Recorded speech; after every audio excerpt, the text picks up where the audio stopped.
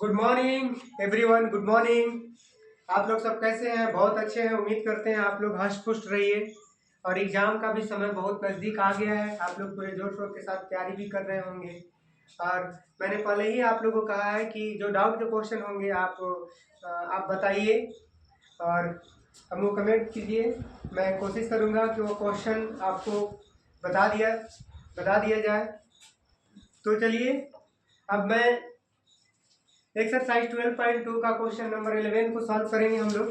भाई किस तरह से सॉल्व होगा, तो इस सेशन को स्टार्ट करने से पहले मैं आप लोग को दो शब्द के लिए प्रेरित कर लूँ, प्रेरणाजनक बातें बोल दूँ। दो शब्द, दो लाइन।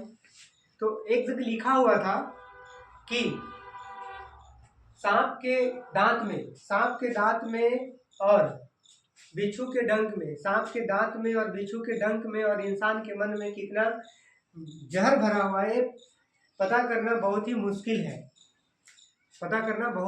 है। अब आप लोग कह रहे होंगे, सर ऐसा आपने क्यों बोला इस क्वेश्चन को सॉल्व करने से पहले? तो एक मोटिवेशन लाइन है, और मोटिवेशन लाइन जो होता है कहीं ना किसी से शिक्षा से जुड़ा हुआ रहता है। दैनिक जीवन में सब अक्सर घटनाएं होते रहती है, उनसे ये सब क्वेश्चन रिलेटेड रहता है, ये सब बातें। इसलिए कभी कभी छोटी मोटी बातों को भी हमें ध्यान से और गौर से उसे पढ़ के चलना चाहिए, ताकि कौन सा वक्त में हमें वो शब्द का इस्तेमाल करना, वो लाइन जरूरत पड़ जाए। चलिए, अब मैं अपने समय को ज़्यादा जाया न करते हुए क्वेश्चन पर आते हैं। तो प्रश्न क्या है? तो किसी कार के दो वाइपर,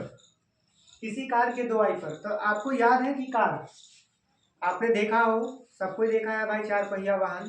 तो जितने भी चार पहिया वाहन हैं मोटर बाइक छोड़कर, उसमें दो आगे की ओर दो वाइपर लगे होते हैं। जैसे घर में झाड़ू होता है, घर की साफ सफाई करने के लिए क्या करते हैं? झाड़ू का इस्तेमाल करते हैं। उसी तरह से जो दो चार पहिया वाहन होती है, उसके आगे की ओर, मिरर की ओर, वो दो लगा हुआ रहता है वाइपर। वाइपर मतलब पोछा मारने वाला, मतलब पोछने वाला। वाइप मतलब पोछा मारना होता है, लगाना। तो दो वाइपर है, परस्पर कभी आच्छादित नहीं होते। प्रत्येक वाइपर की पट्टी की लंबाई 25 सेंटीमीटर है। अब ये भी कहा गया है कि जो वाहन की आगे की जो वाइपर है उसकी लंबाई 25 सेंटीमीटर है, और 115 डिग्री के कोण पर घूमकर सफाई कर सकता है। और कितने डिग्री के कोण तक? तो 115 डिग्री के कोण तक घूमकर वह सफाई कर सकता है। तो पट्टियों की प्रत्येक बुहार के साथ जितना क्षेत्रफल साफ हो जाता है वह ज्ञात कीजिए। तो सबसे पहले क्वेश्चन को, चाहे वह कोई भी क्वेश्चन हो, चाहे वह हिंदी का हो, हिस्ट्री का हो, इंग्लिश का हो, जियोग्राफी का हो, सोशियोलॉजी का हो, बायोलॉजी का हो, जितना भी क्वेश्चन है सबसे पहले उसको पढ़िए। और पढ़ने के बाद देखिए कि वह क्या कहता है, उसमें क्या क्या जुड़ा हुआ है। मैथ में क्या है? मैथ में आप लोग का सॉल्व करने का सबसे सरल तरीका क्या है कि जो बात यहाँ पे कहा गया है उसे हम यहाँ पे लिख लेंगे कि इस क्वेश्चन में क्या कहता है। और नहीं भी कहता तो मैथ में हम लोग मान लेते हैं। चलिए, मान लीजिए। तो बनाने का तरीका होना चाहिए, बस जो दिया है उस पर हम लोग विचार करते हैं। सबसे पहले लिखेंगे दिया है। तो भाई क्या क्या दिया हुआ है? तो दिया हुआ है सबसे पहले त्रिज्या। दिया क्या है? त्रिज्या, यानी कि जिसे हम लोग रेडियस आर बोलते हैं, यानी कि लंबाई मतलब त्रिज्या दिया हुआ है तो 25 सेंटीमीटर। अब दिया क्या है? कोण, जिसे हम लोग थीटा से निरूपित करते हैं, और कोण कितना है? 115 डिग्री। अब हम लोग देखते हैं यहाँ पे कि भाई वाइपर कैसा हो सकता है। तो मान लेते हैं कि हम यहाँ पे एक सेंटर है और वाइपर, इसे हम लोग मान लेते हैं कि ये एक प्रकार का वाइपर है। अब इसकी लंबाई क्या है? इसकी लंबाई जो है 25 सेंटीमीटर है। जब ये 25 सेंटीमीटर होगा तो 50 तो नहीं होगा, यानी कि दोनों सेम रहते हैं। तो 25 सेंटीमीटर ये भी है। अब कहता क्या है कि ये जो वाइपर है भाई, क्योंकि जब वाहन में स्टार्ट होगा तो करेगा क्या? इसका काम क्या है? सफाई करना, ऊपर आना फिर नीचे आना, ऊपर आना फिर नीचे आना। तो इस तरह से ये क्या बनाता है? अगर हम देखें, अगर हम इसको पूरा हुल तरीका से इसे घुमाए, तो हुल तरीका से घूमेगा नहीं, तो एक सेंटर बनाता है 360 डिग्री। यानी कि यहाँ पे हम लोग लेते हैं इसे नाम दे देते हैं O और ए और ए बी नाम दे देते हैं। अब यहाँ पे एंगल क्या कर रहा है, तो 115 डिग्री। तो 115 डिग्री तो यहाँ साफ साफ आपको दिख रहा होगा कि यह दो जो है वह त्रिज्या खंड बना रहा है। त्रिज्या यानी कि सेंटर से जो परिधि यानी कि जो स्पर्श पर परिधि पर जो खींचा गया रेखा है वह आधा होता है, और वो उससे क्या कहते हैं, लोग त्रिज्या कहते हैं। तो साफ साफ यहाँ पता चल गया कि यहाँ पे हमें कौन सी फॉर्मूला लगेगा, तो त्रिज्या खंड का क्षेत्रफल। तो सबसे पहले हम लोग लिखते हैं, यहाँ से चलते हैं,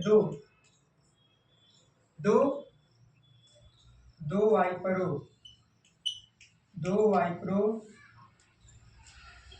के द्वारा साफ किया गया क्षेत्र का क्षेत्रफल। तो दो वाइपरों के द्वारा। अब इसे हम क्या करते हैं कि यहाँ तक तो आप लोग समझ गए होंगे, इसे हम इरेज करते हैं। अब देखते हैं कि अब किस तरह से बनेगा। तो दो वाइपरों के द्वारा साफ किया गया क्षेत्र का क्षेत्रफल। तो क्षेत्र का क्षेत्रफल बराबर क्या लिखते हैं हम लोग, वृत्त के त्रिज्या खंड का क्षेत्रफल। वृत्त के त्रिज्या खंड का क्षेत्रफल शॉर्ट में लिखते हैं। तो वृत्त के त्रिज्या खंड का क्षेत्रफल क्या होता है,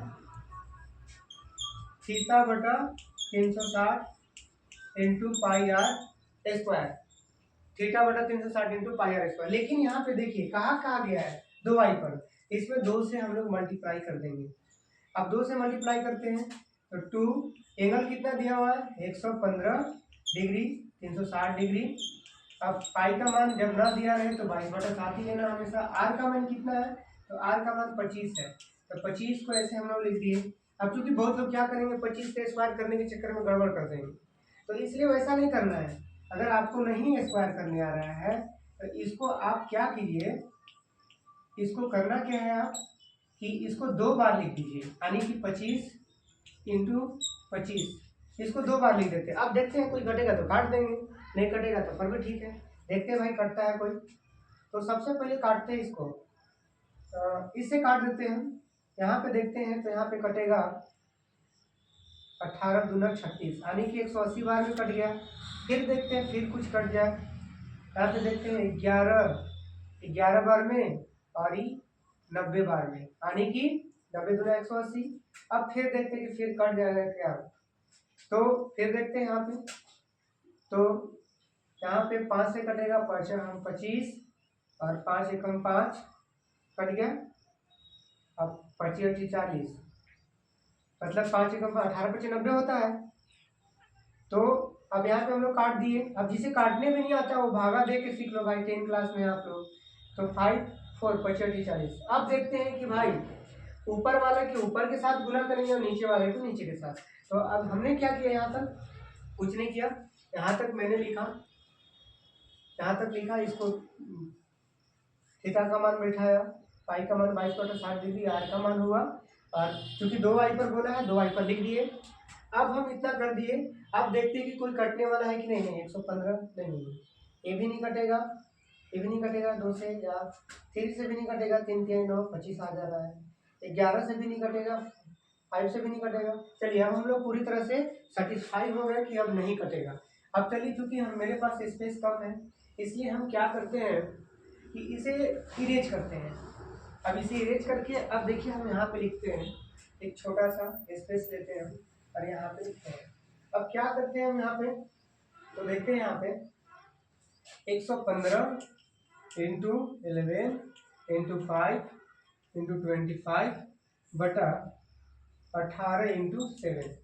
अब क्या करना है आपको, ऊपर वाले में सबको गुना करना है। आप देखिए कैसे गुना करते हैं, 25 25 हम अब गुना करेंगे तो 25 25 हम 100 नहीं 25 के पहाड़ा 5 बार पढ़ते हैं, 25 25 5 गुना 10 2 12। अब जिसे गुना नहीं करने आता इसी तरह से करना है। फिर 11 से गुना करते हैं, 11 25 55, 11 दूना 22, 22 और 5 27, हाथ में 2 11 11, 11 और 2 13। अब चेक भी कर लेना है स्पीड में करने के बाद, 11 25 55, 11 दूना 22, 5 27, हाथ में 2 11 11 और 2 13 हो गया। अब चूंकि 1375 आया, फिर बचा 115 से हमको मल्टीप्लाई करना है, कर देते हैं। फिर 125 हो गया, 7 5 35, 2 37, हाथ में 3, 5 3 15, 15 और 3 18, हाथ में 1, 5 एकम 5 1 6, 1 5 5, 1 7 7, 1 3 3 1, फिर गुना करते हैं 1 5 5, 1 7 7, 1 3 3 और 1 1 1। अब यहाँ देखते हैं 5 7 5 12, 8 7 15, 15 5 20, 20 और 1, 8 7 15 5 20 और 1 21, हाथ में 2, 6 3 9, 9 7 16, 16 और 2 16 2 18, हाथ में 1, 3 1 4, 1 5 और 1। आप देखते हैं सही से मेरा मल्टीप्लाई हुआ कि नहीं, तो देखते हैं। तो 1 से 5, 1 से 7, 1 से 3, 1 से 5, 1 से 7, 1 से 3 और 1 से 1। अब देखते हैं भाई, 1 से 7 हुआ, 1 से 3 हुआ, 1 से 1। अब यहाँ पे 3 नहीं पता चल रहा था। 8 7 7 5 12, 8 7 15 5 20 20 21, हाथ में 2, 6 3 9, 9 7 16 2 18, हाथ में 3 और 4 1 5 1। चलिए मेरे पास आया कितना, तो मेरे पास आया 15 81 और 25, और नीचे 18 के पारा 7 बार पढ़ते थे, 18 7 126। ऐसे भी नहीं आता, 8 7 56 के 6, हाथ में 5 7 5 12, यानी कि मेरा टोटल इस तरह से आ गया। अब इसे कोई पॉइंट पे बदलने से कोई हमको फायदा नहीं मिलने वाला है, इसे हम लोग यहीं पर छोड़ दिए, कुछ नहीं किए। क्या किए हम लोग, पहले जो दिया हुआ था उसको लिख दिए, थीटा भी लिख दिए, और फिर दो वाइपरों के द्वारा साफ किया गया क्षेत्र का क्षेत्रफल, यानी 2 से मल्टीप्लाई किए, थीटा बटा 360 इंटू पाई आर स्क्वायर, वृत्त के त्रिज्याखंड का क्षेत्रफल। अब इसे काट दिए। अब भाई इतना तो आप लोग करिए लीजिएगा, फिर उसके बाद मल्टीप्लाई करके लिख दिए। तो इस तरह से देखिए कितना सिंपली तरीका से बन गया, बशर्ते थोड़ा सा मल्टीप्लाई करने में थोड़ा सा दिक्कत होगा। अब बिना बिना मेहनत के, बिना परिश्रम के कहाँ कुछ आसानी से कोई चीज़ मिलता है, मिल गया तो लकी हैं आप। चलिए अब मैं इस क्वेश्चन को समाप्त करता हूँ, फिर अगला क्वेश्चन में हम लोग आते हैं। धन्यवाद।